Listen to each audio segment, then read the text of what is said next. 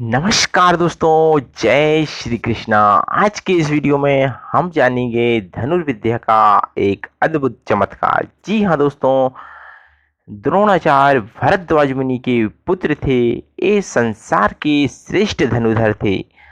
महाराज द्रुपद उनके बचपन के मित्र थे। भरद्वाज मुनि के आश्रम में द्रुपद भी द्रोण के साथ ही विद्या अध्ययन करते थे। भरद्वाज मुनि के शरीरांत होने के बाद द्रोण वहीं रहकर तपस्या करने लगे। वेद वेदांग में पारंगत तथा तपस्या के धनी द्रोण का यह यश थोड़े ही समय में चारों ओर फैल गया। उनका विवाह शरद्वान मुनि की पुत्री कृपाचार्य जी की बहन कृपि से हुआ था। कृपि से द्रोणाचार्य को एक पुत्र हुआ जो बाद में अश्वत्थामा के नाम से अमर हो गया। उस समय शास्त्रार्थ विद्याओं में श्रेष्ठ श्री परशुराम महेंद्र पर्वत पर तप करते थे। वे दिव्य शास्त्रों के ज्ञान के साथ संपूर्ण धनुर्वेद ब्राह्मणों को दान करना चाहते थे। यह सुनकर आचार्य द्रोण अपनी शिष्य मंडली के साथ महेंद्र पर्वत पर गए और उन्होंने प्रयोग रहस्य तथा संहार विधि के सहित श्री परशुराम जी के संपूर्ण अस्त्र शस्त्रों का ज्ञान प्राप्त किया।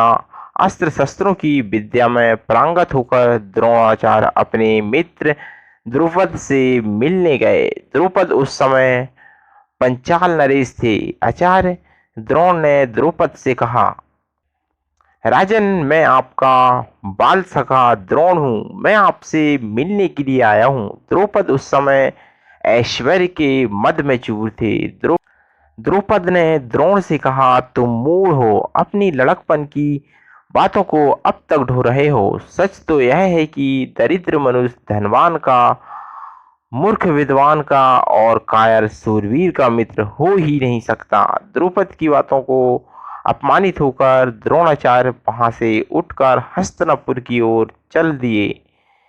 एक दिन कौरव पांडव राजकुमार परस्पर गेंद खेल रहे थे। अकस्मात उनकी गेंद कुएं में गिर गई। आचार्य द्रोण को उधर से आते हुए देख राजकुमारों ने उनसे गेंद निकालने की प्रार्थना की। कहते हैं आचार्य द्रोण ने मुट्ठी भर सीख के बाणों से गेंद निकाल दी और उसी समय राजकुमार युधिष्ठिर की अंगूठी कुएं में गिर गई। आचार्य ने उसी विधि से अंगूठी भी निकाल दी। द्रोणाचार्य के इस अस्त्र कौशल को देखकर सभी राजकुमार आश्चर्यचकित रह गए। राजकुमारों ने कहा, ब्राह्मण, हम आपको प्रणाम करते हैं। यह अद्भुत अस्त्र कौशल संसार में आपके अतिरिक्त और किसी के पास नहीं है। कृपया आप अपना परिचय देकर हमारी जिज्ञासा शांत करें। कहते हैं द्रोण ने उत्तर दिया, मेरे रूप और गुणों की बात तुम लोग भीष्म से कहो, वहीं तुम्हें हमारा परिचय बताएंगे। राजकुमारों ने जाकर सारी बातें भीष्म जी से बताई। भीष्म जी समझ गए कि द्रोणाचार्य के अतिरिक्त यह कोई दूसरा व्यक्ति नहीं है। राजकुमार के साथ आकर भीष्म ने आचार्य द्रोण का स्वागत किया और उनको आचार्य पद प्रतिष्ठित करके राजकुमारों की शिक्षा दीक्षा का कार्य सौंप दिया। उन्होंने आचार्य के निवास के लिए धन्य धान्य से पूर्ण सुंदर भवन की व्यवस्था कर दी। आचार्य वहां रहकर शिष्यों को प्रतिपूर्वक शिक्षा देने लगे और धीरे धीरे पांडव और कौरव राजकुमार अस्त्र शस्त्र विद्या में निपुण हो गए। अर्जुन धनुर्विद्या में सबसे अधिक प्रतिभावान निकले। आचार्य के कहने पर उन्होंने द्रौपद को युद्ध में परास्त करके और उन्हें बांधकर गुरु दक्षिणा के रूप में गुरु चरणों में डाल दिया। अतः वे द्रोणाचार्य के अधिक प्रतिभाजन बन गए।